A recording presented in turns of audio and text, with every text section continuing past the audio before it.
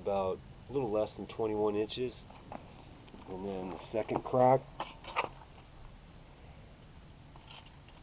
which is only about 7.5 inches, just so you can get an idea. And again, these cracks are very small, about 1/8 of an inch.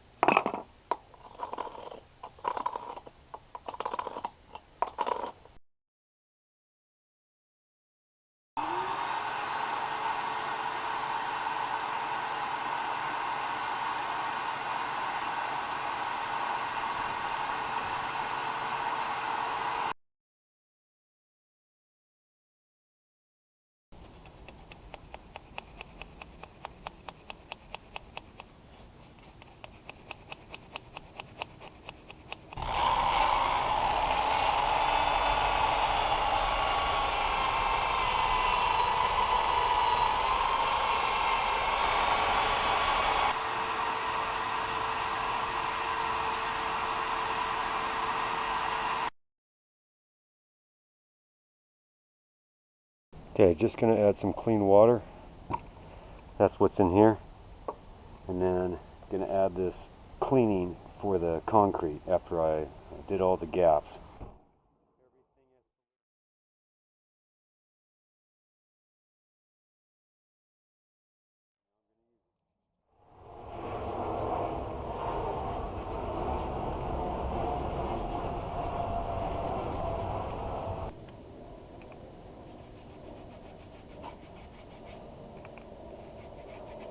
So after using the TSP cleaner to clean the concrete, now I'm just going to use plain water just to spritz everything down and just kind of clean it overall, get that product off, and then just wipe off the surface. And now I've got to wait for that to dry before I apply the Quikrete. That stuff is drying. There's a couple things you need to know before you start pouring your product. So first thing, it says on the directions to shake the product, okay? That's pretty simple. Second thing, this cap here, when you unscrew this, you're gonna have a little seal that you bust off. That's no big deal. Now you've got your cap, but you're gonna have to cut your little tube here. I tend to cut mine at a slight angle. Okay, that's up to you whether you want to cut it horizontal at a slight angle, whatever you think is best for your pouring.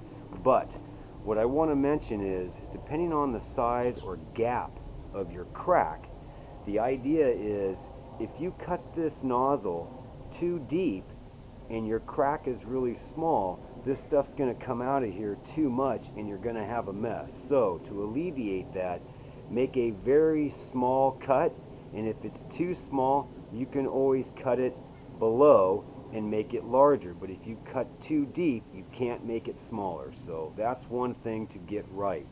The other thing is, when you pour, simply tilting this, gravity is going to cause that mixture to come down out of the product. So you don't have to really squeeze it. Okay, later towards the end, when it gets towards the end, you might have to apply a little bit of pressure. The next thing is on pouring. I like to pour very slowly, and I will show you this so I can see the product going into the crack. Okay, but just a slow, steady pour. Now, one of the problems that I hear with this product is that it clogs up because it does skin very quickly. Okay, as in like a minute, it'll start to skin. But if you're doing some pouring and then you stop, or you're holding the jar or the container in this position, it can start to skin in the tube and clog up. to alleviate that, my suggestion is if you're filling a crack and you've got to readjust your hands or your positioning, don't hold the bottle just horizontally.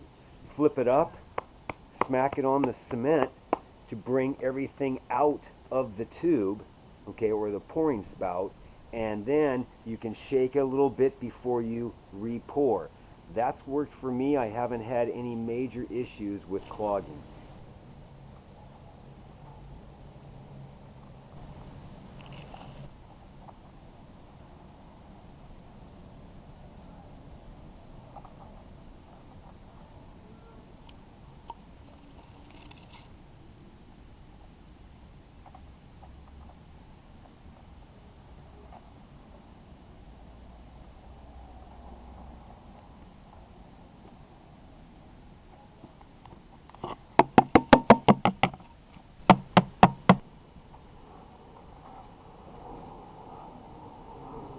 You can see how it can almost start to skin over rather quickly, but I can tell I need to get a little more in there because there's going to have a little bit of settling where it seeps down into it. Now sometimes you can do it in layers, but since I've used it, I got a general idea of what's going to happen before it happens.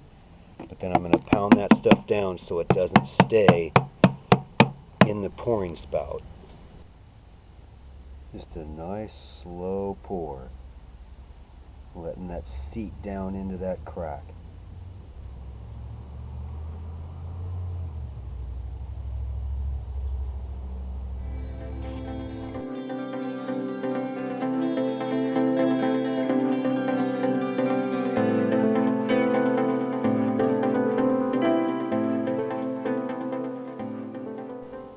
To finish, you may not go through the whole bottle. You may use a little bit at a time. The question is, how do you prevent it from sealing or solidifying in the container? Because this is the only thing you have with this little teeny cap to plug it. One, I take the cap off, I put it in soap and water, and I clean it out. You can use a toothbrush, make sure it's clean, and then just air dry, okay? But while I'm doing that, I keep plastic over the container while I'm cleaning the cap, and then when I'm finished I put the cap on over the plastic to kind of make a good airtight seal, and then I put the little cap over the top. So that's how I do it. So far it's working. I've been able to come back to the original container I was using, and the product hasn't solidified in the can itself. Okay, so just a heads up.